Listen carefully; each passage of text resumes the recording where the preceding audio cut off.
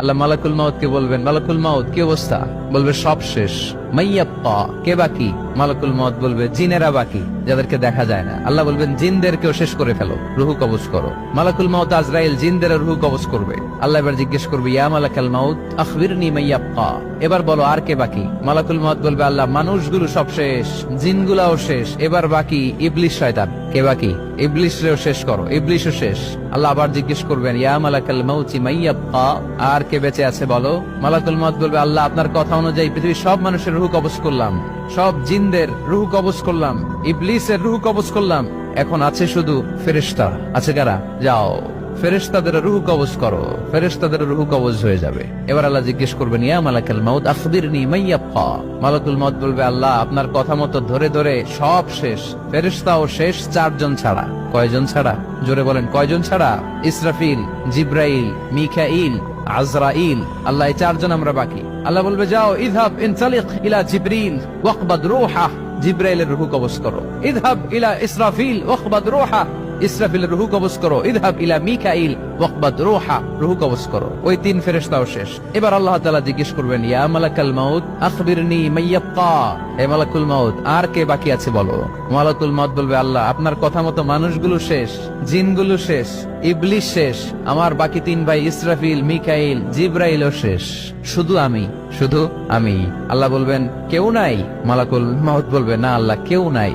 এবার আল্লাহ তাআলা বলবেন, মালাকুল মাউত তুমি তো সবাই রে মারছো, এবার তুমি মরো, এবার তুমি মরো, তুমি মরো। শোনার সাথে সাথে মালাকুল মাউতের কাঁপুনি ছুটে যাবে, খিচুনি এসে যাবে ভয়ে। আল্লাহ বলবেন, কাঁপুনি দিয়ে তো লাভ নাই, কারণ কুল্লু নাফসিন যায়িকাতুল। রব্বুল আলামিন বলবেন, মালাকুল মাউত কেঁদো না, এটাই দুনিয়ার বিধান, আমি আল্লাহর দেয়া বিধান, এটাই, জন্মালেই মরতে হয়। যাও, জান্নাত জাহান্নামের মাঝখানে একটা জায়গা আছে, জায়গাটার নাম হলো আরাফ। এই আরাফের মধ্যখানে যে দাঁড়াও, ওখানে যে মালাকুল মাউত কাঁপতে থাকবে। মালাকুল মাউত বলবে, আল্লাহ সৃষ্টির শুরুতে যদি জানতাম, সৃষ্টির শুরুতে যদি জানতাম সবাইকে মৃত্যুদান করার পরে, রুহু কবজ করার পরে আমাকেও মরতে হবে, তাহলে এই কঠিন দায়িত্বের ব্যাপারে আপনার কাছে ক্ষমা চাইতাম। আজকে আমারও যে ভাগ্য বরণ করে নিতে হবে সৃষ্টির শুরুতে, আমি এটা কল্পনাই করতে পারি নাই। আল্লাহ বলবেন, নো টক, মুত ইয়া মালাকাল মাউত, মর, মরে যা, মুত, মরে যাও। বলার সাথে সাথে মালাকুল মাউত এক বিকট চিৎকার হাঁকিয়ে মরে যাবে। মালাকুল মাউতের চিৎকারটা সেদিন এত ভয়ঙ্কর হবে, বিষ্ণু ইসলাম বলেন, ওই চিৎকারের আওয়াজ যদি পৃথিবীর মানুষেরা কান দিয়ে শুনতে পেত, তাহলে কিয়ামত সংগঠিত হওয়ার জন্য আলাদা করে ইসরাফিলের সিঙ্গার প্রয়োজন হতো না। ওই চিৎকারের আওয়াজে প্রতিটা মানুষ কানের পর্দা ফেটে ওই জায়গায় লাশ হয়ে পড়ে যেত। এবার ডানে বায়ে সামনে পেছনে উপরে নিচে কেউ নাই, একজন ছাড়া। জোরে বলতে হবে, তিনি কে? আল্লাহ তখন পৃথিবীকে একটা ডাক দিবেন, বলবেন, ইয়া দুনিয়া আইনা আনহারুকি, এই পৃথিবী তোর নদীগুলো কোথায়? ইয়া দুনিয়া আইনা আশজারুকি, এই পৃথিবী তোর গাছগুলো কোথায়? বটতলা। ইয়া দুনিয়া আইনাল জিবাল, তোর বড় বড় মাউন্ট এভারেস্ট পাহাড়, আলাস্কা পর্বতমালা, আলপস পর্বতমালা, এগুলো কোথায়? তুর পাহাড় আজকে কোথায়?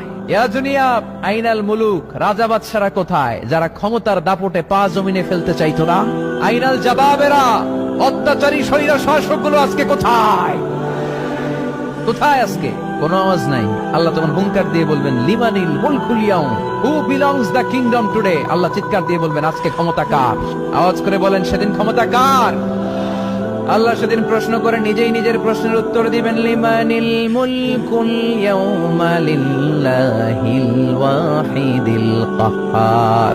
সেদিন ক্ষমতা দুনিয়ার কোন রাজার নাই, কোন বাদশার নাই, কোন স্বৈর শাসকের নাই, কোন সুলতানের নাই, কারো নাই। সেদিন ক্ষমতা চলবে একজনের, তিনি কে? তার নাম হচ্ছে রহমান। তার নাম কি? আরো জোরে বলেন, কি নাম? এজন্য রহমান কারে বলে আজকে চিনতে পারছেন? তার দয়ার শেষ আছে? তার ক্ষমতার কোন কুল কিনারা আছে? তার ধন ভান্ডারে কোনো কমতি আছে?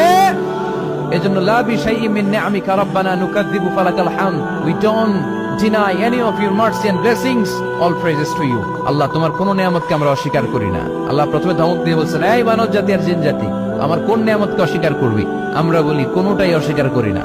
সকল প্রশংসার মালিক একজন, তিনি কে? ইমাম বাইহাকি বলেন, আল্লাহর হাবিব সাল্লাল্লাহু আলাইহি ওয়াসাল্লাম ইরশাদ করেছেন, ইন্না লিকুল্লি শাইইন আরুস ওয়া আরুসুল কুরআনি সূরাতু আর-রাহমান। আলেম ওলামারা বলেন তো আরুস মানে কি? মাশাআল্লাহ, নববধূ। আরুস মানি নতুন বউ, আরুস মানি নতুন বউ, নববধূ। আল্লাহর হাবিব বললেন, লিকুল্লি শাইইন আরুস, সবার একটা করে নববধূ হয়। আর কোরআনের নববধূর নাম সূরা আর-রাহমান। ইন্না লিকুল্লি শাইইন আরুস ওয়া আরুসুল কুরআনি সূরাতু আর রহমান।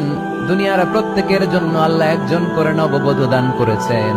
আল্লাহর কোরআনেরও একটা নববধূ আছে, এই কোরআনের নববধূর নাম সূরা আর রহমান।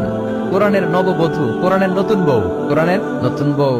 কেন আল্লাহ এত সূরা থাকতে 114টা সূরা থাকতে আর রহমানকে কোরআনের নববধূ বললেন? এর কারণ নববধূ যেমনি বাসর রাতে হাতে পায়ে আলতা মেখে, বেনারসি শাড়ি পরে, জুয়েলারি অর্নামেন্টস পরে, পার্লারিং করে, মেকআপ করে হাজবেন্ডের জন্য নিজেকে উজাড় করে সাজায়, ঠিক তেমনি আল্লাহ তাআলা এই দুনিয়াতে আমাদেরকে কি নেয়ামত দিয়েছেন আর আখিরাতে কি কি নেয়ামত দিবেন, এই বর্ণনা দিয়ে এই সূরাটাকে আল্লাহ উজাড় করে সাজিয়ে দিয়েছেন।